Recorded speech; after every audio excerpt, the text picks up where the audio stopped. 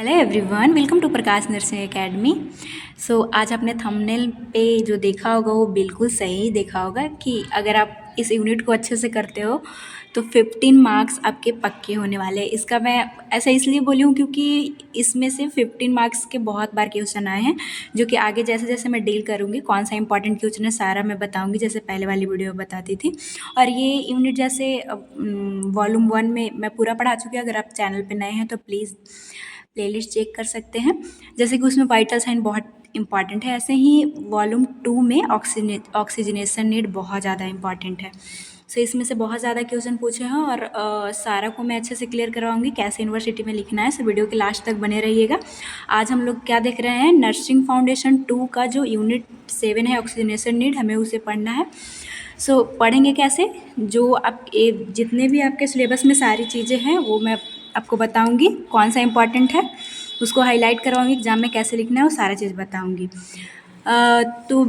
सबसे पहले स्टार्ट करते हैं ऑक्सीजनेशन नीड क्या है। ऑक्सीजनेशन नाम से ही समझ में आता है, हम लोग पहले भी रेस्पिरेशन में पढ़ चुके हैं कि ऑक्सीजनेशन हमारे बॉडी के लिए वाइटल चीज़ है। इसके बिना मतलब इंसान कोई भी सर्वाइव नहीं कर सकता है। तो इसमें रिलेटेड टू जितने भी लंग्स के कुछ प्रोसीजर आएंगे, ऑक्सीजन कैसे एडमिनिस्टर करना है वो सारी चीज़ें आएगी। सबसे पहले जो है आपके सिलेबस में वो एक बार रिव्यू करना है कार्डियोवैस्कुलर एंड रेस्पिरेटरी फिजियोलॉजी के। वैसे आप ये फिजियोलॉजी में पढ़ चुके होंगे, मैं खुद इंपॉर्टेंट क्वेश्चन पढ़ा चुकी हूँ, फिर भी मैं यहाँ रिव्यू आपको करवाऊँगी। और क्योंकि ये यूनिट्स बड़े हैं जैसे ऑक्सीजनेशन नीड, इसके बाद फ्लूइड इलेक्ट्रोलाइट बैलेंस, तो और इम्पॉर्टेंट भी है सारा, तो ये वन शॉट ना हो के मैं टू वीडियो में कवर करूँगी। आज हम लोग कहाँ तक देखेंगे, बेसिकली मैं ये जो ऑक्सीजन एडमिनिस्ट्रेशन है वहाँ तक कवर करने की कोशिश करूँगी, या फिर सक्शनिंग भी इसमें हो जाएगा, और बाकी जो बचेगा वो नेक्स्ट वीडियो में मैं कवर कर दूँगी। तो चलिए स्टार्ट करते हैं। और इसके बाद भी फ्लूइड इलेक्ट्रोलाइट सभी बहुत इंपॉर्टेंट है, टू वीडियो में डालूंगी। तो अभी रिव्यू करते हैं एक बार कार्डियोवैस्कुलर एंड रेस्पिरेटरी का। तो सबसे पहले रेस्पिरेटरी देखते हैं। तो इसमें सिंपल सा है कि क्या होता है, रेस्पिरेटरी सिस्टम का फंक्शन क्या है, O2 को इनहेल करना और CO2 को आउट करना। इसी में क्या क्या क्या चीज़ें आती है, सबसे पहले एयर पाथवे सही होना चाहिए, जिसमें कि नोज और फेरिंग्स, लैरिंग्स और ट्रैकिया के थ्रू जो है वो हमारे लंग्स में मतलब एल्वियोलाई तक एयर जाएगा। इसके बाद ब्रीदिंग, वेंटिलेशन, मतलब कि ये पैसेज हो गया, और तब पैसेज अगर सही है तो हम इनहेल करेंगे। इनहेल के टाइम पे क्या होता है, डायफ्राम डाउन होता है, और एक्सहेल जब करते हैं, अभी आप करके देखिए, आप जब इनहेल करोगे तो आप अपने डायफ्राम को फील कर सकते हो, ये डाउन होता है, और एक्सहेल के लिए डायफ्राम अप होता है। और भी मसल्स जो काम होते हैं हम लोगों ने बहुत अच्छे से फिजियोलॉजी में कर चुके हैं। नेक्स्ट आता है, जब एयर चला गया तब गैसेस का एक्सचेंजेस होता है। क्या होगा, जो एल्वियोलाई है वहाँ से जो O2 है वो ब्लड में आएगा और CO2 यहाँ से लंग्स में चला जाएगा। इसके बाद क्या होता है, जब O2 ब्लड में आएगा तो ट्रांसपोर्ट होगा वो ये ब्लड से टिश्यू में आएगा, तो यही ट्रांसपोर्ट होता है। और अगर थोड़ा सा और देखें कि रेस्पिरेटरी सिस्टम में क्या है, तो ब्रीदिंग को कंट्रोल कौन करता है, तो हमारे ब्रेन में मेडुला ऑब्लंगाटा, या फिर केमिकल कंट्रोल भी होते हैं कीमो रिसेप्टर के थ्रू, जो कि CO2, O2 और pH की फ्लक्चुएसन से ये काम करता है कीमो रिसेप्टर, जो कि हम लोग बहुत अच्छे से डायग्राम के थ्रू समझ चुके हैं। तो ओवरऑल आपको इसमें इतना ही ओवरव्यू इसमें देखना था। ओवरव्यू सिर्फ दिया है कि नोज, फेरिंग्स, लैरिंग्स के थ्रू हम लोग इनहेल करेंगे, और O2 को जो है एक्सहेल करना होता है, तब डायफ्राम अप होता है और गैसेस का एक्सचेंज, इसके बाद ट्रांसपोर्ट होता है ऑक्सीजन हमारे टिश्यू में, ब्लड से टिश्यू में, और फिर यहाँ से CO2 जाता है ब्लड में। नेक्स्ट अगर हम लोग देखें कार्डियोवैस्कुलर का फिजियोलॉजी, तो इसमें क्या होता है, कैसे जो है वो ब्लड आ रहा है, फिर लंग्स में जा रहा है, फिर ये बॉडी को सप्लाई कर रहा है। तो सबसे पहले हार्ट रिसीव करता है डीऑक्सीजनेटेड ब्लड हमारे पूरे बॉडी से, राइट एट्रियम में आती है, ये हमारा हार्ट हो गया, ये राइट एट्रियम, राइट वेंट्रिकल, जो कि हम लोग पहले पढ़ चुके हैं, लेफ्ट एट्रियम, लेफ्ट वेंट्रिकल, यहाँ से पल्मोनरी आर्टरी हो गया।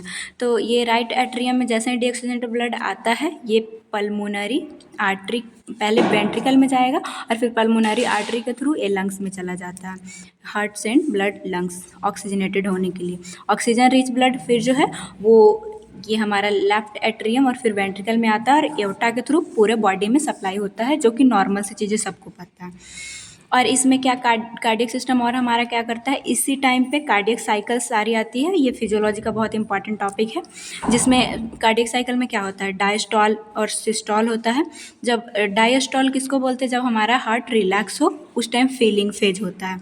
तब यहाँ पे एवी वाल्व होता है ये वाला, और ये एट्रियोवेंट्रिकुलर वाल्व, ये वेंट्रिकल फील होते रहते हैं डायस्टॉलिक फेज में। सिस्टॉलिक फेज में क्या होता है, एवी वाल्व जो है वो क्लोज हो जाता है और सेमी लूनर जो है वो ओपन होता है। यहाँ पे एओर्टिक और पल्मोनरी के पास जो है वो ओपन होता है। कार्डियक साइकिल बहुत ही बड़ा टॉपिक है और बहुत ही इंटरेस्टिंग टॉपिक है, जो कि वीडियो में डाली हूँ अप्रोप्रिएट। तो इसमें सिस्टॉल और डायस्टॉल ध्यान रखना है, और कौन ओपन और कौन क्लोज हो रहा है। इलेक्ट्रिकल कंडीशन अगर हम लोग देखें तो क्या होता है, कंडक्शन जो हमारे हार्ट का है, जिसमें एस से नोड से सबसे पहले, ये हार्ट है तो ए से नोड से सबसे पहले इलेक्ट्रिक अपने से जनरेट होता है, और बॉडी में ऐसा कहीं नहीं होता, सिर्फ हार्ट में होता है। यहाँ पे ए से नोड जनरेट होगा तब ए वी नोड में आएगा, और फिर जो है वो बंडल ऑफ जो पूरा पुरकिंजा फाइबर तक, ये ऐसे इस तरह से इलेक्ट्रिकल कंडक्शन होता है। हार्ट कॉन्ट्रैक्ट्स रिलैक्स करता है। अब ऐसा नहीं है कि सिर्फ इसी का कंट्रोल रहता है, और भी कंट्रोल होते हैं जिसमें ऑटोनॉमिक कंट्रोल रहता है। ऑटोनॉमिक नर्वस सिस्टम में कौन कौन से पार्ट आते हैं, सिंपैथेटिक और पैरासिम्पैथेटिक। सिंपैथेटिक का क्या इफेक्ट रहता है हमारे हार्ट पे, तो ये हार्ट रेट को इंक्रीज करवाता है और कॉन्ट्रैक्टिलिटी भी इंक्रीज करवाता है। सिंपैथेटिक को हम लोग फाइट फ्लाइट वाला मोड बोलते हैं। जैसे कि आप जब भी डर जाते हैं, आपके पीछे अगर कोई डॉग लगा हो, तो आपका हार्ट रेट आप खुद फील कर सकते हो, उसी टाइम पे हमारा सिंपैथेटिक नर्वस सिस्टम एक्टिवेट रहता है, तो हार्ट रेट इंक्रीज हो जाता है, हार्ट ज़्यादा कॉन्ट्रैक्ट करता है, ये सबको पता है। पैरासिम्पैथेटिक, इसमें वेगस इन्वॉल्वमेंट रहता है, वेगस नर्व का, और इस टाइम पे हार्ट रेट डिक्रीज हो जाता है। ये पैरासिम्पैथेटिक नर्वस सिस्टम कब काम करता है, जब आप रिलैक्स की कंडीशन में होते हो। तो अब जब आप रिलैक्स सोए हुए कंडीशन में रहते हो तो आपका हार्ट रेट डिक्रीज रहता है।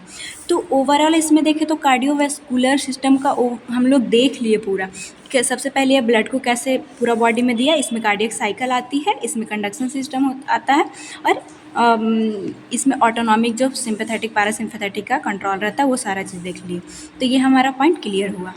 वैसे तो मे बी ये ना आए यूनिवर्सिटी में, लेकिन अभी बार बार मैं आपको बताती हूँ, जब से सिलेबस रिड्यूस हुआ है, सिर्फ ये कोई भी सिलेबस का पॉइंट उठाकर और यूनिवर्सिटी में आ जाता है, तो आपका सारा क्लियर होना चाहिए। नेक्स्ट क्या है, फैक्टर अफेक्टिंग रेस्पिरेटरी फंक्शनिंग। तो हम लोग देखते हैं रेस्पिरेटरी फंक्शनिंग नॉर्मल से कौन एबनॉर्मल कर सकता है, कि हाँ O2 अंदर जा रही है, CO2 बाहर आना है। फिर जो एल्वियोलाई से ब्लड में जाना है, ब्लड से टिश्यू में, तो कौन कौन से फैक्टर है या फिर नॉर्मली ऐसे अफेक्ट कर सकता है नॉर्मल। चलिए देखते एक एक करके। अब इसमें बेसिकली हम लोग अभी क्या पढ़ेंगे कि जैसे नॉर्मल रेस्पिरेटरी रेट कितना होता है, आप मुझे कमेंट बॉक्स में बताओ। आप भी, मैं नहीं देख सकती लेकिन आप बताइएगा, क्योंकि अभी मैं वाइटल साइन का बेसिक नॉलेज का वीडियो डाली हूँ। अगर आप देखे होंगे तो आपको सब चीज़ पता होगा। नॉर्मल रेट कितना होता है, तो ये 12 से 20 होता है। अब ये एडल्ट के लिए है। अगर आप एक बच्चे में देखेंगे तो वो ज़्यादा होता है, फिर जैसे जैसे लोग मतलब ओल्ड एज में आते हैं उनका कम होने लगता है। तो वही चीज़ें देखना है। डेवलपमेंटल फैक्टर जो है वो इस रेट को मतलब अफेक्ट कर सकता है, जैसे कि gradually expand to week of age, जो न्यू बॉर्न का जो होता है लंग्स, उनमें अगर रेस्पिरेटरी रेट देखें तो ज़्यादा होता है, 30 से 40 तक जा सकता है। ऐसा क्यों होता है, क्योंकि उस टाइम पे ब्लड जो है वो बहुत कम रहता है बच्चे की बॉडी में, उनको डेवलपमेंट में ज़्यादा ज़रूरत होती है, तो वो बच्चा जल्दी सांस लेता है, और वही जल्दी सांस लेने की वजह से उनका जो है वो रेस्पिरेटरी रेट ज़्यादा होता है। वही अगर ओल्ड एज में देखें तो increase effort are required reduce alveolar gas exchange. इनमें जो है आप, जैसे हम लोगों का नॉर्मल हम लोग सांस ले रहे हैं पता भी नहीं चल रहा है, लेकिन जैसे ही ओल्ड एज होते हैं उनको सांस लेने में तकलीफ़ होने लगती है, ज़्यादा एफर्ट लगाना पड़ता है, और एल्वोलाई जो है वो भी कम काम करने लगती है, गैसियस एक्सचेंज भी सही से नहीं होता है। तो इनमें रेस्पिरेटरी रेट जो है वो एडल्ट के कंपैरिजन में वो कम देखने को मिलेगा, वही बच्चे में ज़्यादा देखने को आपको मिल रहा है। यहाँ पे आप देख सकते हैं न्यू बॉर्न किनको बोलते हैं, जो बर्थ से लेके 1 मंथ तक का टाइम होता है, तो 2 वीक तक ग्रेजुअली उनका लंग्स जो है एक्सपेंड होते रहता है, तो वो जल्दी सांस लेने की वजह से उनका रेस्पिरेटरी रेट ज़्यादा रहता है। तो ये आप पॉइंट समझ गए हो कि डेवलपमेंटल फैक्टर अगर इनका ज़्यादा रिक्वायरमेंट है, अभी एक्सपेंड ही कर रहा है, ग्रोथ की कंडीशन है तो ज़्यादा ले रहे हैं। अब यहाँ पे डेवलपमेंटल कमी, रेस्पिरेटरी रेट भी कम रहा है। सेक्स में क्या आता है कि फीमेल जो है वो स्लाइटली रैपिड रेस्पिरेशन करती है मेल से। देखो अब ये बात आपको भी थोड़ा अजीब लग रहा होगा और ये बुक में दिया हुआ है, लेकिन अभी इस पे बहुत रिसर्च हुआ कि क्या सच में फ़ीमेल का रेस्पिरेटरी रेट ज़्यादा होता है। तो रिसर्च बताया है कि नहीं, अप्रॉक्स सेम ही होता है। अब ऐसा इसलिए, हाँ, फीमेल में कभी कभी या फिर स्लाइटली थोड़ा सा ज़्यादा इसलिए होता है क्योंकि फीमेल की लंग्स जो है वो थोड़ा मेल के कंपैरिजन में छोटा होता है, तो उनमें टाइडल वॉल्यूम कम ही जा रही है, तो उसकी वजह से वो थोड़ा ज़्यादा सांस लेती है क्योंकि उनके अंदर ज़्यादा एयर आए और उनकी रिक्वायरमेंट पूरी हो। तो इस पॉइंट पे आपको ज़्यादा ध्यान नहीं देना है। अभी की रिसर्च ये शो की है कि अप्रॉक्स बराबर ही ज़रूरत होती है, लेकिन अभी भी कई बुक बहुत पहले के लिखे हुए हैं या फिर मॉडिफाई नहीं हुए तो वो बोलते हैं कि फ़ीमेल को ज़्यादा रिक्वायरमेंट होती है। और क्यों? क्योंकि उनकी लंग्स की कैपेसिटी थोड़ी कम होती है, तो वो ज़्यादा सांस लेके वो पूरा करना चाहती है अपनी रिक्वायरमेंट को। नेक्स्ट आता है एक्सरसाइज। एक्सरसाइज जो है एनी टाइप ऑफ कोई भी आप एक्सरसाइज कीजिए तो उसमें मेटाबॉलिक रेट ज़्यादा होता है, और मेटाबॉलिक रेट ज़्यादा होगा तो आपको सांस ज़्यादा लेने की ज़रूरत होगी, ऑक्सीजन उस टाइम ज़्यादा रिक्वायरमेंट होती है। तो ये तो सिंपल है। रेस्ट एंड स्लीप अगर देखें तो ड्यूरिंग रेस्ट एंड स्लीप जो है वो मेटाबॉलिक डिक्रीज होता है, तो रेस्पिरेशन भी डिक्रीज होता है। इमोशन में अगर देखें तो सडन आप स्ट्रेसफुल कंडीशन में है, फियर एंजाइटी में, तो उस टाइम क्या होता है, रेस्पिरेटरी रेट बढ़ जाता है। नेक्स्ट आता है अगर एटमॉस्फेरिक प्रेशर अगर चेंजेस हो, जैसे कि हाई एल्टीट्यूड पे आप जाते हैं तो हाँ O2 जो है वो लो रहता है, इसके तो बॉडी कंपनसेट करने के लिए ज़्यादा जल्दी जल्दी सांस लेता है। तो इस टाइम पे नॉर्मल जो रिस्पिरेशन फंक्शनिंग है वो अल्टर्ड हो सकता है। आपको लिखना कैसे है, सबसे पहले रेस्पिरेशन है क्या, सांस लेने छोड़ने की प्रोसेस, और ये पहले क्लाउड बनाना है अगर एग्जाम में आया तो, और फिर एक एक करके डिस्क्राइब कर देना है। क्लाउड बना के एक एक शो कीजिएगा तब आप डिस्क्राइब कर दीजिएगा। नेक्स्ट हम लोग देखते हैं, यहाँ पे हमारा पॉइंट आता है अल्ट्रेशन इन रेस्पिरेटरी फंक्शनिंग। तो ये मैं वाइटल साइन में पढ़ाई हूँ, अभी आपको दिखाती हूँ। यहाँ पे आप देख सकते हो, और इसका मैं नोट्स दे दी हूँ। अगर आप वाइटल साइन का वीडियो देखे होंगे तो आपको पता भी होगा इसमें क्या चीज़ें थी। टैकेपेनिया, ब्रैडीपिनिया, कि कभी जो है वो रेस्पिरेटरी रेट का ज़्यादा होना, कम होना, कॉस्मल ब्रीदिंग, या फिर एपनिया जिसमें क्या स्टॉप हो जाता है ब्रीदिंग। तो ये सारा चीज़ हम लोग पढ़ चुके हैं। अब अगर एग्जाम में आता है तो वो सारी चीज़ें लिखने के बाद आप ये भी लिख सकते हो कि अल्ट्रेशन क्यों हुआ। तो जो मैं फैक्टर अफेक्टिंग बताई वो सारी चीज़ें भी लिख सकते हो, कि जैसे कि एटमॉस्फेरिक प्रेशर अगर चेंज हुआ, हाई एल्टीट्यूड में जाते हैं तो वहाँ पे देखने को मिलता है। तो इस तरह से आप अपना कंटेंट बना सकते हो। वहाँ पे मैं सफिशिएंट कंटेंट दी हूँ, तो आप उस वीडियो को ज़रूर देखिएगा, और अगर आप देखे होंगे तो आपके पास इसका नॉलेज है। नेक्स्ट पॉइंट पे हम लोग पढ़ जाते हैं। ये अल्ट्रेशन करके 2-3 बार चीज़ें आएगी, और एग्ज़ाम में भी अगर आया तो एक ही आएगा। तो आप चाहे वाइटल साइन वाला का कॉन्सेप्ट याद रख के लिखे या फिर ये लिखे, अगर आप एक ही चीज़ को याद रखिएगा तो आपको मतलब अच्छा रहेगा, और मतलब मैसअप नहीं होगा, दोबारा से मेहनत नहीं करना पड़ेगा। तो जहाँ पे आपको चीज़ें मिलती जुलती हुई अगर दिखे तो आप खुद भी नोट्स प्लीज़ मत बनाना, नहीं तो आपका मेहनत ऐसे ही एक ही चीज़ है तो फिर दोबारा मेहनत क्यों करना। वो चीज़ आप एग्जाम में लिखे, कोई गलत नहीं काटेगा अगर एक ही चीज़ है तो। नेक्स्ट हमारा आता है कंडीशन अफेक्टिंग, जिसमें एयरवे को कौन अफेक्ट करता है, मूवमेंट ऑफ एयर कैसे अफेक्ट होता है, डिफ्यूजन कैसे अफेक्ट होता है, ऑक्सीजन ट्रांसपोर्ट कैसे अफेक्ट होता है, ये सारी चीज़ों को हम लोग देखेंगे। तो चलिए देखते हैं condition affecting airway movement, diffusion, oxygen transport, ये सब। तो सबसे पहले एयरवे मीन्स कि कौन कौन से कंडीशन है जो एयरवे पेटेंसी को जो है वो अफेक्ट कर सकते हैं। एयरवे पेटेंसी क्या होता है, मतलब एयरवे हमारा बेसिकली ओपन रहना चाहिए। कोई भी पाइप, ये पाइप की तरह ही है और ये ओपन रहेगा तभी एयर जा पाएगा। तो वो कौन कौन सी चीज़ें जब ये इसको अफेक्ट कर सकती है, तो अगर किसी तरह का ऑब्स्ट्रक्शन आ जाए हमारे एयरवे में, ट्रैक किया जो वेंट पाइप सब है, नोज, लैरिंग्स से सब में, तो ये पेटेंसी जो है ऑब्स्ट्रक्ट हो सकती है। अब वो पार्शियली भी, मतलब अगर थोड़ा सा ऑब्स्ट्रक्ट हुआ है तो उसको पार्शियली मतलब आधा बोलेंगे, या फिर कम्प्लीटली भी कभी कभी ऑब्स्ट्रक्ट हो जाता है। रिजल्ट क्या होता है, मतलब किसके वजह से ऐसा हो सकता है, कोई फॉरेन बॉडी, जैसे कि एक बच्चा सिक्का मुंह में डाल ले तो ऑब्स्ट्रक्ट पूरी तरह से हो जाएगा, या फिर म्यूकस का एक्यूमुलेशन हो जाए तो पार्शियली या कम्प्लीटली कभी कभी ऑब्स्ट्रक्शन हो जाता है। और ये म्यूकस ना हो, बहुत सारे इसके लिए टेक्निक हम लोग आगे चल के पढ़ेंगे।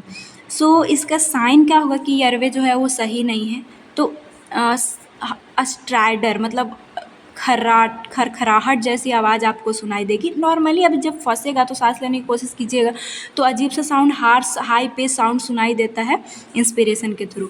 तो ये कंडीशन है जो कि एयरवे को, पेटेंसी को ख़राब कर सकता है। इसे क्लियर कैसे करना है हम लोग आगे देखेंगे, बस अभी हमें कंडीशन जो अफेक्ट करना है वही देखना है।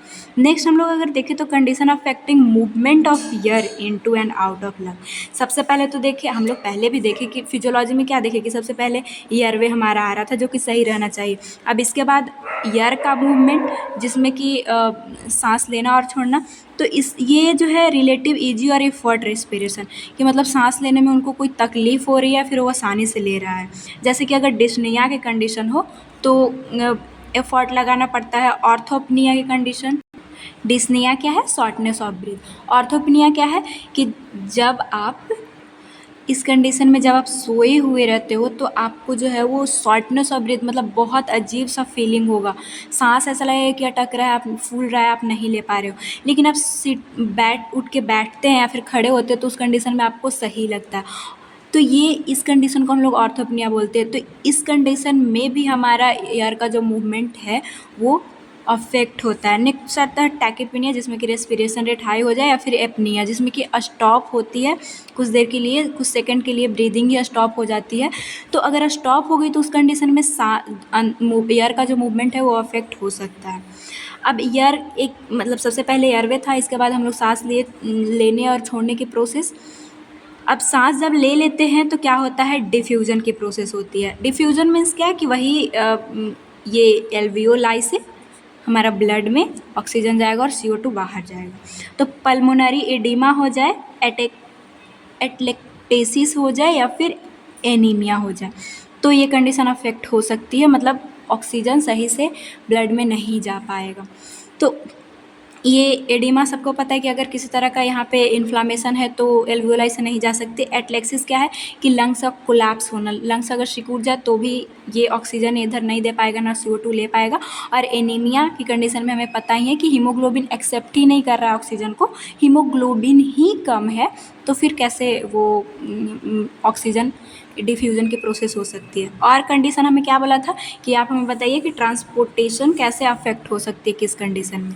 तो इसमें condition date decrease cardiac output, अगर कार्डियक हार्ट ही नहीं दे रहा है तो ट्रांसपोर्टेशन अफेक्ट हो सकता है।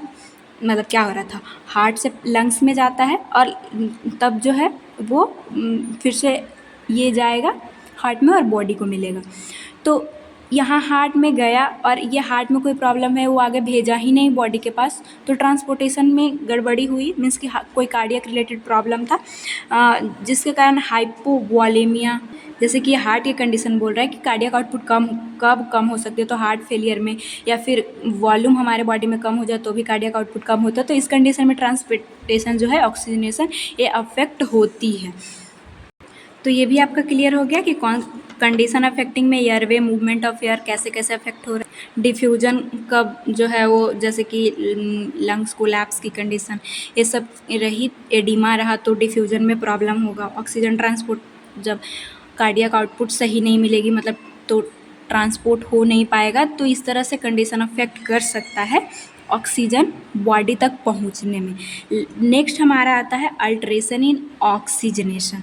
तो ये एक ही जैसा पॉइंट आपको लग रहा होगा कि एक तो है अल्ट्रेशन इन रेस्पिरेटरी फंक्शन, तो इसमें तो हम लोग टैकीपीनिया, ब्रैडीपीनिया, एपनिया, कॉस्माल ब्रीदिंग ये सब लिख लेंगे जो कि वाइटल साइन में हम लोगों ने पढ़ा था।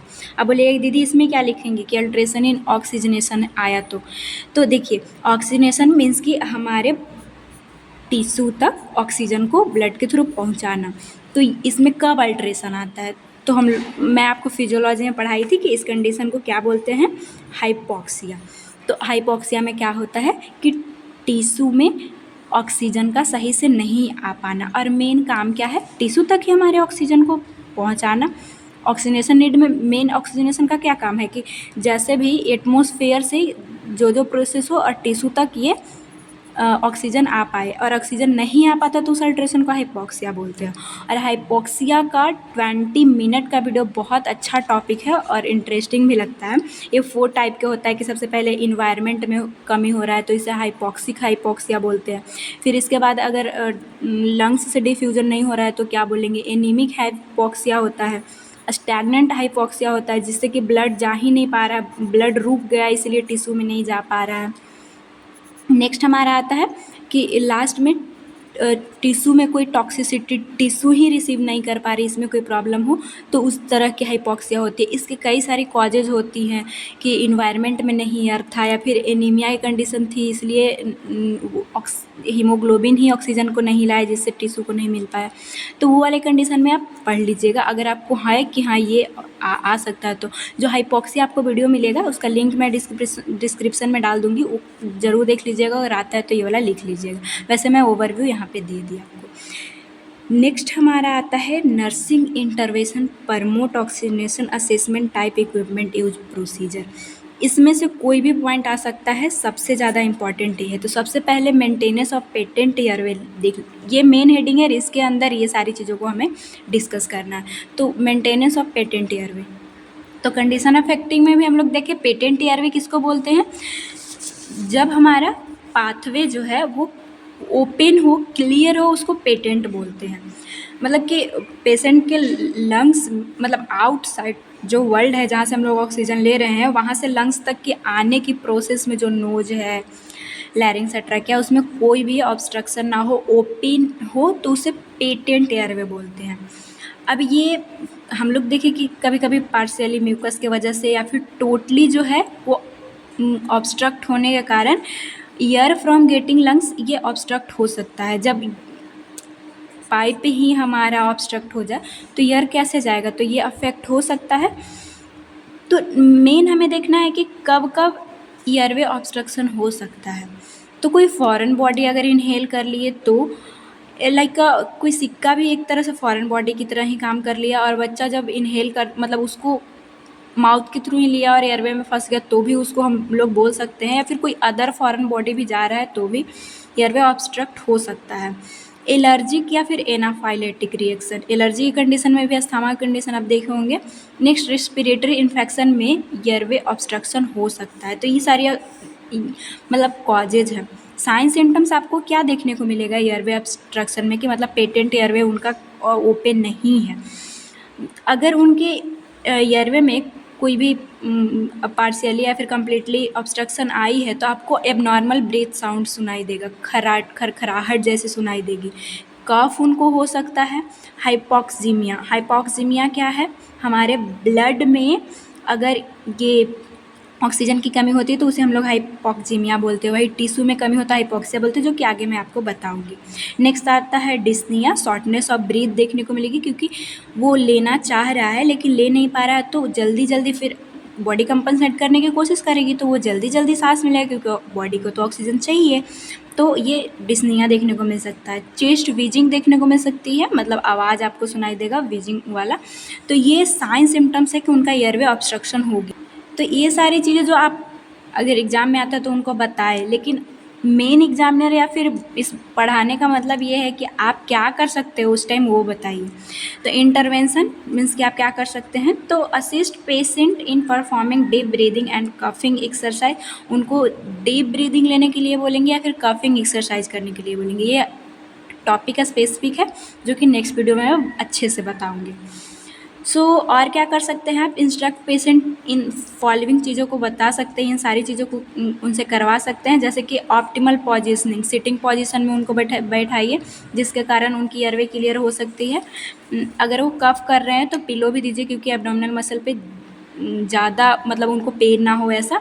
और सबसे पहले उनको बोलिए कि फोर्सफुल ब्रीदिंग करें, ऐसा ब्रीदिंग करें जिसमें एब्डोमिनल मसल काम करे, तो हो सकता है जो फॉरेन बॉडी है वो बाहर आ जाए। नेक्स्ट आता है यूज ऑफ इंसेंटिव एस्पायरोमीटर, एक डिवाइस है जिसे यूज करने से म्यूकस से सब बाहर आता है। ये भी स्पेसिफिक टॉपिक आपके सिलेबस में है जो कि नेक्स्ट वीडियो में हम लोग पढ़ेंगे। If cough ineffective use of suctioning, अगर वो खुद से कफ नहीं कर पा रहा है तो सक्सनिंग भी करना पड़ता है, और ये भी इसी का टॉपिक है। हो सकता है मैं इसे आज ही बताऊँ। पाइप डाल के और सक्सन करवाया जाता है नेगेटिव प्रेशर के थ्रू, और स्पूटम को बाहर निकाला जाता है जिससे कि उनकी एयरवे क्लियर हो। कंसल्ट रेस्पिरेटरी थेरेपिस्ट, जिससे कि चेस्ट फिजियोथेरेपी उनको मिल सके। चेस्ट फिजियोथेरेपी भी हमें पढ़ना है। Provide steam inhalation to clear the secretion, steam inhalation भी दे सकते हैं जिससे म्यूकस जो है वो लूज होगा और वो बाहर आएगा। स्टीम इनहेलेशन में ये प्रोसेस जो कि हम लोग का भी अगर ठंडे के दिनों में अगर एयरवे ऑब्स्ट्रक्ट हो जाए तो हम लोग स्टीम इनहेलेशन लेते हैं। नॉर्मली गर्म वाला घर में ही लेते हैं, वहाँ पे तो मशीन खैर होती है। सर्जिकल मैनेजमेंट क्या कर सकते हैं पेटेंट एयरवे रखने के लिए? तो ट्रैकियोस्टॉमी किया जाता है। ट्रैकियोस्टॉमी क्या है? गले में सर्जिकली ओपनिंग करके और skin of the neck down of trachea, यहाँ से मतलब सांस लेने की कोशिश करवाई जाती है या फिर कोई ऑब्स्ट्रक्शन होता है निकालने की कोशिश किया जाता है। तो ये सारी इंटरवेंशन था अगर किसी का ओपन एयरवे ना हो, कोई ऑब्स्ट्रक्शन आ जाए तो। नेक्स्ट हम लोग पॉइंट देखेंगे। हम लोगों ने इसमें क्या पढ़ा कि पेटेंट एयरवे का ऑब्स्ट्रक्शन का क्या साइन है, क्या सिम्टम है, और अगर उनका पेटेंट एयरवे नहीं है तो मेंटेन करने के लिए क्या क्या ऑब्स्ट्रक्शन कर सकते हैं, पोजीशन दे सकते हैं, ब्रीदिंग एक्सरसाइज करवा सकते हैं। अगर उन सबसे भी ठीक ना हो तो सर्जिकल मैनेजमेंट जो कि डॉक्टर ट्रैकियोस्टोमी परफॉर्म करते हैं। अब मेन जो मैं आपको बताई थी कि आपका यहाँ से 15 मार्क्स कवर हो सकते हैं, वो क्वेश्चन है ऑक्सीजन एडमिनिस्ट्रेशन, नर्सिंग रिस्पॉन्सिबिलिटी, इसके प्रिंसिपल, ये सब बहुत बार एग्जाम में आया है और मैं आपको अभी इसका प्रूफ भी देती हूँ कि किस तरह से क्वेश्चन आया था। तो अगर ये क्वेश्चन आपको देख रहा हो, ये रांची यूनिवर्सिटी का पेपर है, चाहे किसी भी यूनिवर्सिटी से हो, एक बार आप अपना क्वेश्चन बैंक ज़रूर देखिएगा। तो ये क्वेश्चन बैंक का ही क्वेश्चन है कि ये देख सकते हैं आप 15 मार्क्स में जो है ये क्वेश्चन आया है। सबसे पहला था कि प्रिंसिपल बताइए ऑक्सीजन एडमिनिस्ट्रेशन का, मतलब ये 1 क्वेश्चन है जो कि 15 मार्क्स के लिए है। तो इसमें 3 क्वेश्चन जो कि तीनों को लिखना है, तब आपको 15 मार्क्स मिलता है। चाहे आप किसी भी यूनिवर्सिटी से हो, एक बार पूरा जब मैं आपको समझा दूंगी ये क्वेश्चन को, आप ज़रूर एक बार प्रैक्टिस कर लीजिएगा एग्ज़ाम से पहले। तो ये प्रिंसिपल लिखना है, फिर इसके बाद किसको एडमिनिस्टर करना था, इंडिकेशन पूछा था, और एक्सप्लेन मेथड, नर्सिंग रिस्पॉन्सिबिलिटी क्या है ऑक्सीजनेशन एडमिनिस्टर का, वो पूछा था। 15 मार्क्स में सिर्फ यहाँ से ही क्वेश्चन आई थी। अब इतना ही नहीं, ये तो 2022 में पूछा है, 2021 में भी यही सारे क्वेश्चन पूछा था जो कि मैं आपको दिखाती हूँ। आप देख सकते हो ये 2021 में क्वेश्चन आया था जो कि सारी चीज़ें वही थी, और मतलब पता नहीं क्वेश्चन कभी कभी रिपीट हो जाता है, इसलिए बोल जाता है कि प्रीवियस ईयर क्वेश्चन ज़रूर पढ़ना चाहिए। तो ये सारी चीज़ें थी, आप देख सकते हो एकदम सेम टू सेम। और ये तो 2021 और 2022 का हुआ, और इससे पहले भी जो क्वेश्चन आया था ऑक्सीजन एडमिनिस्टर का, वो मैं आपको दिखाती हूँ।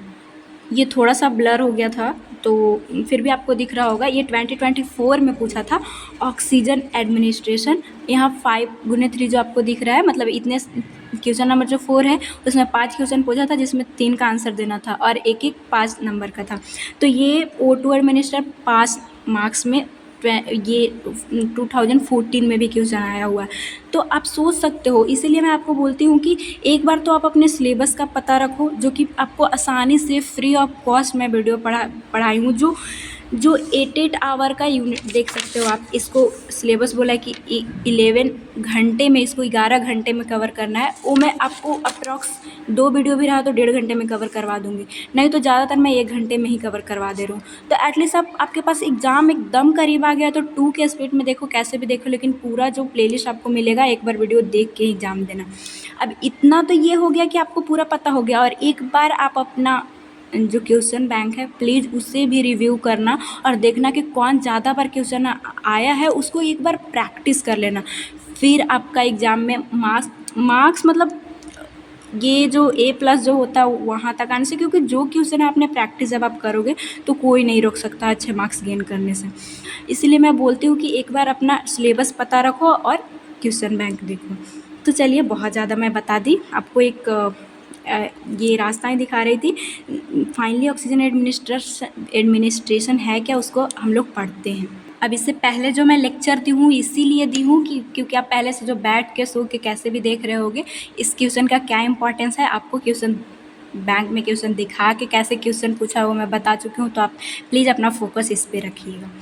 अभी तक आप चैनल पे नए हैं तो प्लीज़ सब्सक्राइब कर लीजिएगा, ताकि आपको ऐसे वीडियो का नोटिफिकेशन जब मैं बनाऊँ आपको मिले और आप देख सकें। सो इंट्रोडक्शन क्या है, also refer to oxygen therapy supplement, मतलब इसको और क्या क्या बोल सकते हैं, तो ऑक्सीजन थेरेपी भी बोल सकते हैं। तो आपके एग्ज़ाम में अगर ऑक्सीजन एडमिनिस्ट्रेशन ना करके ऑक्सीजन थेरेपी या फिर ऑक्सीजन सप्लीमेंट आ जाए तो आपको यही सारी चीज़ें लिखनी होगी। यह एक मेडिकल ट्रीटमेंट है, इस ऑक्सीजन को हम लोग को जो फ्री में मिल रहा है, वो जो हॉस्पिटल में ऑक्सीजन एडमिनिस्टर करते हैं वो एक मेडिसिन की तरह दिया जाता है पेशेंट को। Oxygen must be ordered by a health care provider, like a doctor दे सकते हैं, लेकिन कई बार इमरजेंसी कंडीशन में ऑक्सीजन किसी को भी लगाना पड़ता है जान बचाने के लिए। तो ये नॉर्मल सी पॉइंट थी। नेक्स्ट आता है पर्पस ऑफ ऑक्सीजन एडमिनिस्ट्रेशन। तो पर्पस अगर देखें तो ये बस पॉइंट बढ़ाने के लिए है कि इसको ऑल्सो ऑक्सीजन थेरेपी और ऑक्सीजन सप्लीमेंट बोलते हैं।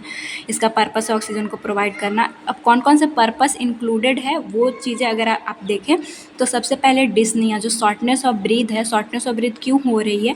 क्योंकि ऑक्सीजन सही से नहीं बॉडी को मिल पाता है, तो कंपनसेट करने के लिए जल्दी जल्दी सांस लेता है इंसान, तो उसको रिलीफ देने के लिए। नेक्स्ट आता है टू प्रिवेंट हाइपोक्सीमिया। पहले भी मैं बताई हाइपोक्सीमिया क्या है। अगर low level of O2 oxygen हमारे ब्लड में हो तो हम लोग इस कंडीशन को हाइपोक्सीमिया बोलते हैं। और वही अगर टिश्यू में O2 की जो है वो लो लेवल हो तो उसे हम लोग हाइपोक्सिया बोलते हैं। ये पॉइंट आपको मतलब नर्सिंग में आप आए हो ज़िंदगी भर काम देगा, तो अभी से ही आप याद रखिएगा। कितने लोगों को पता भी होगा। तो इन सारी चीज़ों को अगर कम है तब हम लोग ऑक्सीजन देते हैं ताकि इन सारी चीज़ों से रिलीफ मिले। या फिर टिश्यू में ऑक्सीजन को इंक्रीज करवाने के लिए हम लोग ऑक्सीजन एडमिनिस्ट्रेशन करते हैं। अब इंडिकेशन जो कि 5 मार्क्स में पूछा था, अभी आप लोगों ने देखा जो मैं क्वेश्चन दिखाई थी, तो इतने सारे आपको लगता होगा कि दीदी तो 5 मार्क्स में ही मिल जाएगा, तो ऐसा नहीं था कि आपको सिर्फ इतना लिखने से काम चल जाएगा। जो आप डेफिनेशन देखे वो सारी चीज़ें भी आपको इंक्लूड करना पड़ेगा और डिवाइस सब भी लिखना पड़ता है, तभी जाके अच्छे मार्क्स मिल पाते हैं। बस आपको उस टॉपिक के बारे में पता हो ना तो आप लिख सकते हो, और अगर उसके बारे में लिखे हो तो मार्क्स मिल जाता है, बहुत अच्छा मिल जाता है। सो ऑक्सीजन एडमिनिस्टर का क्या इंडिकेशन, मतलब कब इसको यूज करेंगे? तो जिनको रेस्पिरेटरी डिस्ट्रेस होता है, जैसे कि एक्यूट रेस्पिरेटरी डिस्ट्रेस सिंड्रोम, जो कि आप एडल्ट हेल्थ नर्सिंग में पढ़ोगे, तो उनको देना पड़ता है। या फिर जिनका ऑपरेशन के टाइम या फिर ऑपरेशन के बाद वाले लोगों को ऑक्सीजन एडमिनिस्ट्रेशन करना पड़ता है। क्या रीज़न है? एनेस्थीसिया देने के वजह से अच्छे से मसल काम नहीं कर पाती, तो ऑक्सीजन खुद से नहीं ले पाते, तो एक ऑक्सीजन को एडमिनिस्टर करना पड़ता है जिनको ऑपरेशन होता है उनमें। हाइपोक्सिया और हाइपोक्सीमिया वाले पेशेंट में देंगे क्योंकि उनके बॉडी में कम है, तो वो रिक्वायरमेंट पूरा होने के लिए। सीवियर अगर किसी को ट्रॉमा हो जाए तब भी हमें देना पड़ता है। और ट्रॉमा की कंडीशन अगर जैसे कि ब्रेन का हो गया, वो ब्रेन हमारा जो कंट्रोल करता है इंस्पायरेशन और एक्सपायरेशन का, वो सही से नहीं हो पा रहा है, तो ट्रॉमा के कंडीशन से उस टाइम पे भी हमें ऑक्सीजनेशन देना पड़ता है। एक्यूट मायोकार्डियल इन्फेक्शन में भी देना पड़ता है। शॉक की कंडीशन हो तो भी, शॉक की कंडीशन में हमारे ब्रेन तक सही से ऑक्सीजन नहीं जाती है, तो इस कंडीशन में भी ऑक्सीजन एडमिनिस्टर इमीडिएट करना पड़ता है। एनीमिया, हमें पता है कि हीमोग्लोबिन हमारे बॉडी में कम हो गया और यही ढो के ले जाता था, अब यही कम है, तो आप क्या कर सकते हैं? सीधा ऑक्सीजन दीजिए।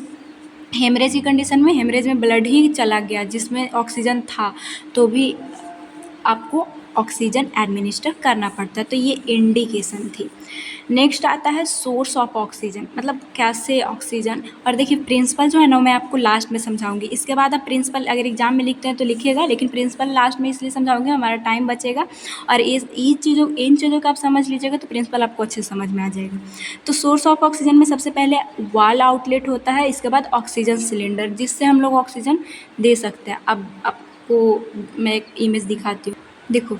सोर्स ऑफ ऑक्सीजन की मतलब कई सारे प्राइवेट हॉस्पिटल या फिर कई सारे गवर्नमेंट हॉस्पिटल भी जो एडवांस हो गई हैं, उनमें आईसीयू सब में आप लोगों ने देखा होगा। जो इससे पहले मैं वीडियो डाली हूँ इमरजेंसी वाला, उसमें मैं आपको बताई हूँ कि किस तरह से सेंट्रल लाइन सप्लाई ऑक्सीजन या फिर पॉजिटिव प्रेशर और निगेटिव प्रेशर का होता है। देखिए मैं अगर कोई एडिशनल वीडियो भी डालती हूँ तो उसे आप देख लिया कीजिएगा, क्योंकि उसमें मेडिकल से रिलेटेड जानकारियाँ होती है जो कि आपको बहुत ज़्यादा हेल्पफुल होगा। तो अगर आप लोग देखे होंगे तो उसमें था ये, जिसमें कि वॉल में ही ये लगा होता है और वॉल के थ्रू ऑक्सीजन आती है, और यहाँ पे पाइप जो है वो कनेक्ट करके जो कि मास्क के सब कैथेटर सब जाएगा कनेक्ट करके और सीधा पेशेंट के माउथ में या नोज में लगाया जाएगा।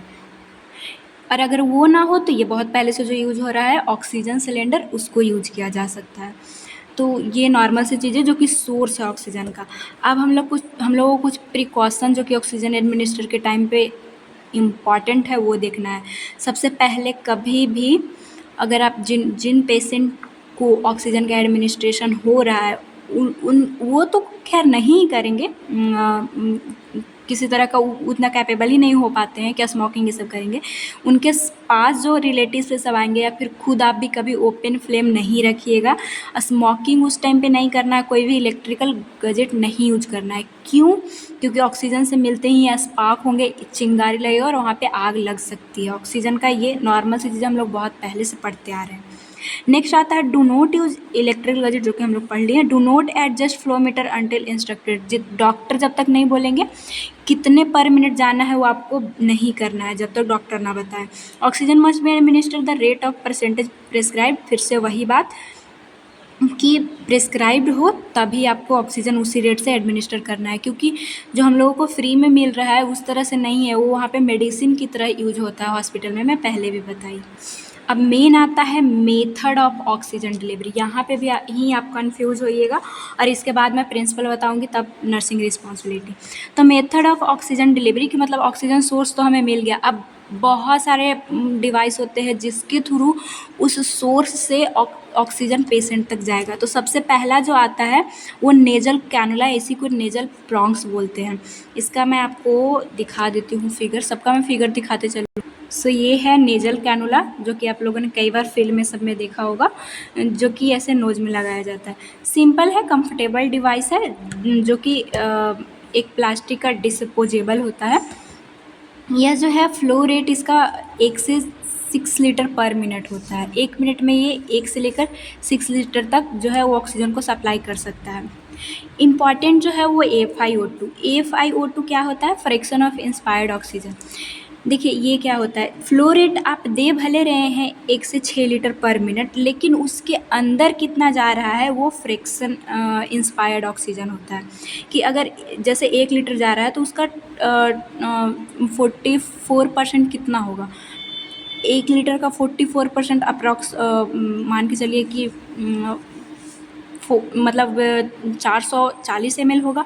तो यही होता है कि अब भले कितना ही दे रहा है लेकिन उसके अंदर फाइनली जा कितना रहा है। तो ये जो फ्रैक्शन रेट है वो इस तरह से होता है कि अगर इस नेजल कैनुला से अगर आप 1 लीटर पर मिनट अगर दे रहे हैं, जैसे 1 से 6 लीटर तक इसका कैपेसिटी है, अगर 1 लीटर दे रहे हैं तो उसमें 24% जाएगा, मीन्स कि सिर्फ 440 ml ही जा पाएगा।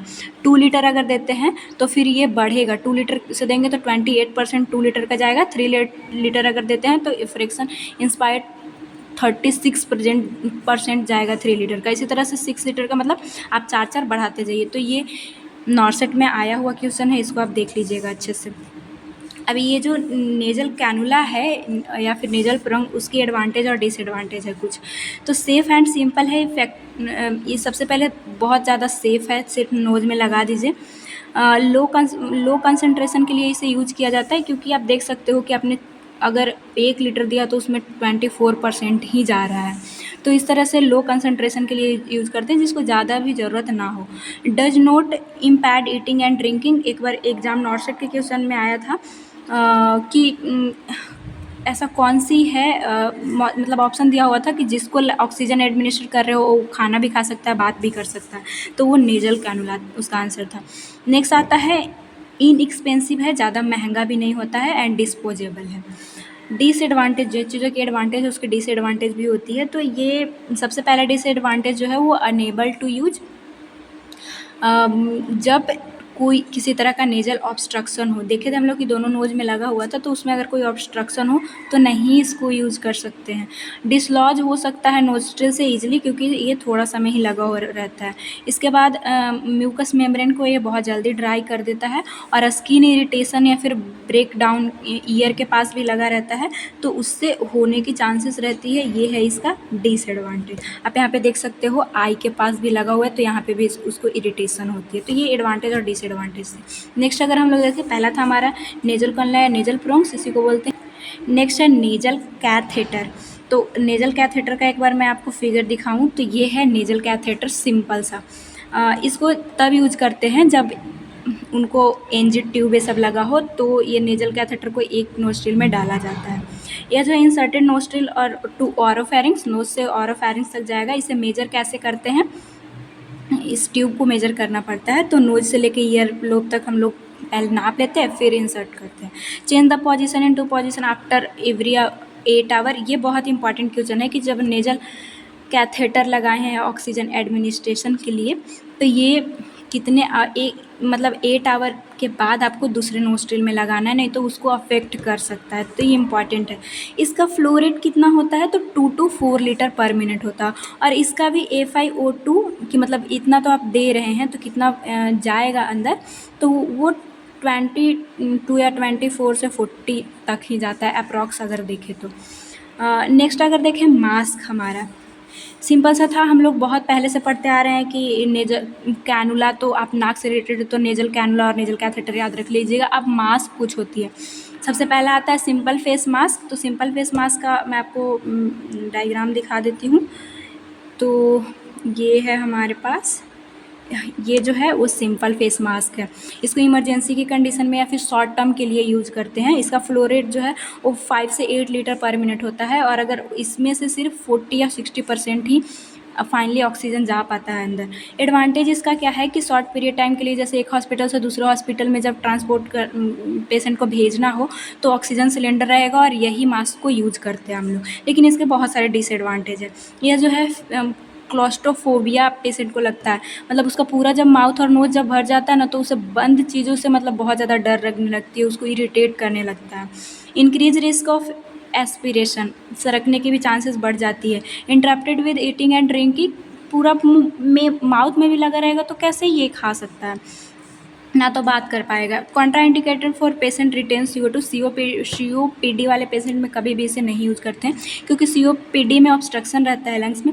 CO2 से उन्हें निकालने में ऐसे ही प्रॉब्लम होती है, और इससे अगर लगा देंगे तो और, क्योंकि पूरा बंद हो जाएगा, CO2 नहीं निकलेगा तो उनको ज़्यादा प्रॉब्लम होती है। तो ये चीज़ें थी। नेक्स्ट अगर हम लोग देखें, पहला तो सिंपल फेस मास्क था, अब आता है partial rebreather mask. A mask with reservoir bag allow to 1 to 3 of एक्जेल। देखिए ये पार्शियल रीब्रीदर क्या है, नाम से भी समझ में आ रहा है कि जो आप लिए और छोड़े उसी ईयर को दोबारा ये मतलब इससे लेने की चांसेस आ जाती है। एक बार आपको मैं दिखा देती हूँ फिगर में, तो अच्छे से आपको समझ में आएगा। यहाँ पे आप देखो, ये पार्शियल रीब्रीदर मास्क आपको दिख रहा होगा। सो ये जो है यहाँ रिजर्वायर बैग है, जो एयर आती है इसमें आ जाती है, मतलब 1 हिस्सा, अगर 3 हिस्सा देखें तो उसमें 1 हिस्सा इसमें रह जाता, और वही चीज़ें फिर से अंदर जाने की चांसेस रहती है। So note usually prescribe COPD में मैं बताई कि उनका CO2 ऐसे ही इस कंडीशन में COPD वाले पेशेंट में बाहर नहीं आ पाता है। और इस कंडीशन में एक तो उनका ही छोड़ा हुआ CO2 इसमें है, तो वो जब दोबारा सांस लेगा तो इसके अंदर जाएगा तो और कंडीशन हो सकती है ख़राब। तो ये बहुत इंपॉर्टेंट है कि COPD वाले पेशेंट में कभी भी पार्शियल रीब्रीदर मास्क का यूज नहीं करते हैं। नोट नेक्स्ट है यूजफुल वे ना O2 concentration need to be raise, क्योंकि इसका FiO2 जो है वो 90% तक जाता है, इसीलिए इसको यूज करते हैं। फ्लो रेट देखें तो 6 से 15 लीटर पर मिनट होता है। नेक्स्ट आता है हमारा इसी के जैसा नॉन रीब्रीदर मास्क। तो ये ऐसा ही रहेगा, आप देख सकते हैं इसके जैसा ही, लेकिन क्योंकि ये झेल किया तो उसी ईयर को ले रहा था, लेकिन इसमें दोबारा से एयर नहीं जाएगा, इसीलिए नॉन रीब्रीदर बोला है। इसमें 1 वे वाल्व होता है कि जैसे देखिए यहाँ पे आपको जो वाल्व दिख रहा है ना, यहाँ पे जो वाल्व है इसमें जैसे ऑक्सीजन जो रहता है सिलेंडर या फिर वाल्व वाला इसमें जाएगा, और यहाँ से ऑक्सीजन इनके अंदर जा रहा है। और इधर जो आपको जो वाल्व दिख रहा है उससे सिर्फ एक्जेल वाला जाएगा, तो वो जब भी छोड़ेगा या लेगा तो फ्रेश ऑक्सीजन लेगा, छोड़ा हुआ ही एयर उसके अंदर नहीं जाएगा, क्योंकि ये निकल जाएगा। और बाहर वाला चीज़ें कभी इस वाल्व से अंदर नहीं जाएगी, 1 वे होता है। और इसमें कभी भी जो छोड़ रहा है इस रिजर्वायर में नहीं जाएगा, सिर्फ जो ऑक्सीजन है, जो इनहेल वाली जो ऑक्सीजन इसको लेना है वही गैस जाएगी। तो यही डिफरेंस है। Mask with reservoir bag with a 1 way valve, यही इंपॉर्टेंट है, जो कि प्रिवेंट करता है इंट्रेंस रूम एयर, कभी भी छोड़ा हुआ इस रूम का इस वाल्व के थ्रू अंदर नहीं जा सकता है। रिटेंशन एक्सचेंज है ड्यूरिंग एक्सपायरेशन, ये सब चीज़ें नहीं होगी। फ्लो रेट भी इसका बहुत अच्छा होता है, 10 to 15 लीटर पर मिनट, और 95 से 100, मतलब इतना आप दे रहे हैं तो इतना उसके अंदर चला जाएगा, इसीलिए बहुत ज़्यादा इसको नॉन रीब्रीदर मास्क को यूज़ किया जाता है। It is a most use deteriorating, आप एक बार पढ़ लीजिएगा, status and for a patient who are require intubation. Intubation में भी इसी ही यूज किया जाता है। बहुत ज़्यादा यूज़ होता है क्योंकि आप देख सकते हो FiO2 इसका बहुत ज़्यादा है। लास्ट तो नहीं बोलेंगे, अभी बहुत सारा है, अभी 4 ही है ये। Venturi mask. वेंचुरी मास्क जो है it deliver accurate concentration for oxygen to a patient. ये भी सही मतलब ये ऑक्सीजन का कंसंट्रेशन उनके पास जाता है। इसके लिए एडाप्टर जेट होता है और अलग अलग कलर में होता है, और COPD में वेंचुरी मास्क यूज करते हैं। बस इसमें आपको ये पॉइंट बहुत अच्छे से याद रखना होगा। A mask with a venturi device that allow to a specific percentage room air to be enter to the system. Room का भी एयर इंटर कर सकता है। ये क्या है एक बार आपको अच्छे से मैं दिखाती हूँ। ये है वेंचुरी मास्क, और जो यहाँ पे लगा ना एडाप्टर जेट की तरह, इसी का कलर अलग अलग होता है। और इसका ये फ़ायदा होता है कि अलग अलग कलर यूज़ करेंगे और जितना मन रहेगा एक्यूरेट ये जा पाएगा। COPD वाले पेशेंट में क्या होता है कि उनको कंट्रोल के साथ चीज़ें देनी रहती है, और CO2 कैसे निकलवाना है ये सारे डॉक्टर ये करते हैं। इसका फ्लो रेट 2 से 50 लीटर पर मिनट होता है, और इसका FiO2 मतलब इसमें से कितना अंदर जाएगा ऑक्सीजन, वो 24 से 60% तक जा सकता है। ये डिपेंड करता है कि जो एडाप्टर जेट है वो कितना होगा। यही इसका एडाप्टर जेट। तो ये अलग अलग के लिए अलग अलग होता है और यहाँ पे लगाया जाता है, जो कि डॉक्टर बताते हैं। ब्लू के लिए 24 इसका FiO2 होता है, और ये 2 लीटर, वाइट का 4 लीटर पर मिनट होता है। ऑरेंज अगर लगाए तो ये 1 मिनट में 6 लीटर जा सकता है, और येलो में 8 लीटर, रेड में 10 लीटर, ग्रीन में 15 लीटर, और इसका FiO2 ये है। ये आप ट्रिक कोई बना लीजिएगा, CBWOYRG। ये एग्ज़ाम में, कॉम्पिटेटिव एग्ज़ाम में ज़्यादा आता है, तो इसे आप ध्यान रख लीजिएगा। तो ये था वेंचुरी मास्क, जो कि COPD वाले में यूज़ करते हैं। इसमें अलग अलग जेट लगा सकते हैं, जिससे कंसंट्रेशन अपने हिसाब से मिलता है। नेक्स्ट हमारा मास्क आता है फेस टेंट मेथड, जो कि फेशियल ट्रॉमा एंड बर्न में यूज़ करते हैं इसको ज़्यादातर। इसका फ्लो रेट जो है वो 4 to 5 लीटर आता है। FiO2 इसका 30 से 50 मिनट होता है। इन दोनों का फिगर मैं दिखा दूंगी। सबसे पहले ऑक्सीजन टेंट देख लेते हैं। तो प्लास्टिक डाटा फिल्टेड, इसे बेड के साथ ये मतलब इसे फिटेड कर दिया जाता है, और फ्लो रेट इसका 10 से 15 लीटर होता है, और FiO2 जो है वो 40 से 15%। इसे इमरजेंसी में नहीं यूज किया जाता है और उतना रिलायबल भी नहीं होता है। ज़्यादातर अभी तक non breather mask, face mask, ये सब ही ज़्यादा यूज हो रहा है। ये सब पहले यूज होता था, जो कि हमें सिलेबस में पढ़ना है। तो ये देखो फेस टेंट मास्क वाला मेथड है, और यहाँ पे आप देख सकते हो ऑक्सीजन टेंट है, जो कि बेड से ये रहता है। नेक्स्ट हमारा आता है लास्ट, ऑक्सीजन हुड। तो ऑक्सीजन हुड जो है वो एक प्लास्टिक डिवाइस है, जो कि kept over the head of baby के लिए ज़्यादातर यूज किया जाता है, और वो बच्चे टॉयलेट कर पाते हैं। इसमें असेस टू चेस्ट, ट्रंक और एक्सट्रीमिटी के ऊपर रहता है, और इसका भी बहुत अच्छा FiO2 है, 80 से 90%, और पर मिनट में 10 से 15 लीटर तक ये ऑक्सीजन सप्लाई कर सकता है। तो यहाँ पे आप देख सकते हो ये है ऑक्सीजन हुड, जो कि बच्चे के लिए ज़्यादा अच्छा रहता है। अब हमें प्रिंसिपल अच्छे से समझ में आएगा। एक बार मैं ओवरव्यू आपको पूरा मेथड का दे दूँगी। प्रिंसिपल अगर अब हम लोग देखें तो हमें क्या क्या चीज़ें ध्यान रखनी होगी, जो कि इंडिकेशन के बाद आप लिखिएगा। सबसे पहले असेसमेंट करना है किसी को अगर ऑक्सीजन एडमिनिस्टर करना है तो, जिसमें SpO2 देखना है पल्स ऑक्सीमीटर के हेल्प से, और ये भी देखना है कि वो कितना अपने से एफर्ट लगा पा रहा है, तो उस कंडीशन से उनको कौन सी रिक्वायरमेंट है, ये सारी चीज़ों का आपको असेस करना होता है। नेक्स्ट प्रिंसिपल आता है प्रिस्क्रिप्शन, जो कि पहले भी बताया कि ये मेडिकेशन की तरह काम करता है, जिसमें कि administer under the direction of health care provider, वो भी लिखा हुआ प्रिस्क्रिप्शन होना चाहिए। ऑक्सीजन डिलीवरी आपको प्रिंसिपल को लेकर देखना है कि कौन सा डिवाइस यूज़ कर रहे हैं। वेंचुरी मास्क है, सिंपल फेस मास्क है, नेजल कैथेटर, नेजल कैनुला कौन सा है। फ्लो रेट भी आपको ध्यान देना होता है, केयरफुली एडजस्ट करना होता है। वो डिपेंड करता है कौन सा डिवाइस यूज किए हैं, वो भी डॉक्टर मेनली बता देते हैं। नेक्स्ट मॉनिटर करना, फिर से आपको मॉनिटरिंग इसमें बहुत ज़्यादा इंपॉर्टेंट है। क्या मॉनिटर करते रहना है कि SpO2 उनका अगर यूज़ करें तो फिर कितना है, कॉम्प्लिकेशन कोई तो नहीं ना हो रहा है, जैसे कि ज़्यादा ऑक्सीजन हो जाए तो भी प्रॉब्लम होता है। तो ये सारी चीज़ों को देखना है, इमीडिएट डॉक्टर को बताना है। ह्यूमिडिफिकेशन देखते रहना है, जो हाई फ्लो के, जैसे कि नॉन रिविरिड जो मास्क था उसमें 15 लीटर से जा रही थी, तो उसमें आपको ह्यूमिडिफायर ज़रूरी होता है, ताकि अगर ड्राई एयर जाएगा तो नेजल जो पैसेज है उसको ऑब्स्ट्रक्ट कर सकता है, तो इसीलिए ह्यूमिडिफिकेशन ज़रूरी रहता है। सेफ्टी जरूरी रहती है, जैसे कि हम लोग देखें स्मोकिंग, ये सब को मना करना है। कंटिन्यूअस मॉनिटरिंग बार बार आपको करते रहना। तो ये प्रिंसिपल थी। ह्यूमिडिफिकेशन आप देख सकते हो इसमें रहता है वाटर, जिसमें कि एयर जो है वो मॉइस्ट होता है। लास्ट आ जाता है ऑक्सीजन एडमिनिस्ट्रेशन में नर्सेस रिस्पॉन्सिबिलिटी, जो कि कई बार एग्जाम में पूछा है। तो इसमें असेसमेंट करना है, prescription, equipment, infection, patient safety, monitor, documentation. ऐसे तो आपको एग्जाम में लिखना है, एक एक करके मैं आपको समझाती हूँ। असेसमेंट आप क्या कीजिएगा, assess the patient respiratory status, जैसे कि रेस्पिरेटरी रेट कितना है, डेप्थ, सब एफर्टो कितना लगा पा रहा है, आपको चेक करते रहना है। Oxygen saturation level pulse oximeter को यूज करके करते रहना है। पेशेंट का स्किन कलर देखना है, म्यूकस मेम्ब्रेन कंडीशन, जैसे कि कोई साइनोसिस, मतलब कि उनमें ऑक्सीजन ज़्यादा कम हो तो साइनोसिस देखने को मिलेगी। Determine the need of oxygen therapy based on assessment finding, कि कितना नीड है वो असेसमेंट से आपको पता चलेगा, तो सबसे पहले असेस करना है। सेकेंड, आपको प्रिस्क्रिप्शन वेरिफिकेशन करना है, जिसमें कि कंफर्म करना है फिजिशियन ऑक्सीजन कितना प्रेस्क्राइब किया, इंक्लूडिंग रेट, डिलीवरी सिस्टम में सारा प्रिस्क्रिप्शन सबसे पहले आपको देखना है। Ensure the prescription current and appropriate the patient condition, उसके हिसाब से आपको यूज मतलब ये परफॉर्म करना है। इक्विपमेंट सेटअप अगर हम लोग देखें तो assemble and check oxygen delivery equipment, जैसे कि नेजल कैनुला है, मास्क है, कौन सा है, ऑक्सीजन सेटअप आप देखिएगा। Ensure all connection are secure and function correctly, ये भी देखिए कि वो जो नेजल मास्क या फिर ऑक्सीजन में कहीं कोई प्रॉब्लम तो नहीं है, वो सारी चीज़ें भी आपको देखनी होगी। Set the prescribe flow rate and oxygen source, इतना ईजी नोट्स है, एक बार आप देखिएगा आपको खुद समझ में आ जाएगा। और नर्स का काम क्या होता है, इन सब प्रेस्क्रिप्शन देखना, इक्विपमेंट है, सब सारी चीज़ों को देखना है सही से काम कर रहा है कि नहीं। नेक्स्ट आता है इन्फेक्शन कंट्रोल, भी आपको ध्यान रखना है कि प्रॉपर हैंड हाइजीन, जब भी आप ऑक्सीजन को हैंडल कर रहे हैं तो आपका हैंड हाइजीन होना चाहिए।